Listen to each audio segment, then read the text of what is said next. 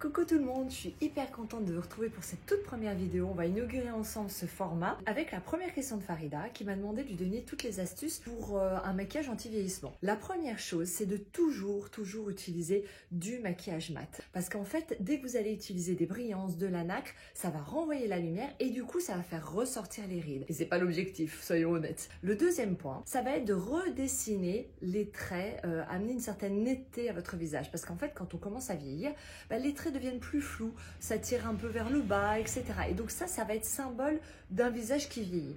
En contrant ça avec le maquillage, vous allez le redynamiser. Pensez à faire un ras de cils très fin. Vous pouvez faire aussi la même chose au niveau des sourcils. Les redessiner délicatement avec une poudre pour redonner l'impression qu'ils sont plus fournis en fait. Ça va faire une ombre en fait sous les poils.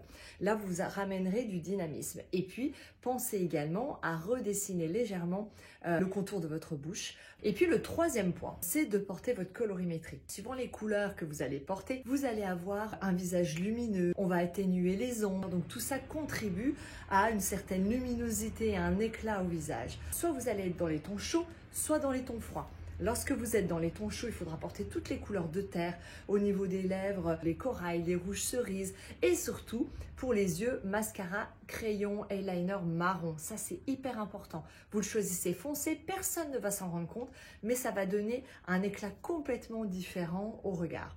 Et à l'inverse, lorsque vous êtes dans une gamme froide, vous allez jouer au niveau du regard avec le noir, au niveau du crayon, l'eyeliner, du mascara. Vous allez jouer au niveau des joues et des lèvres avec des cerises, des roses layettes, des framboises, des fuchsias. Vous voyez, toute cette gamme-là pour redonner un coup de peps. Donc, essayez ces 3 astuces et je vous prépare les prochaines vidéos. À bientôt!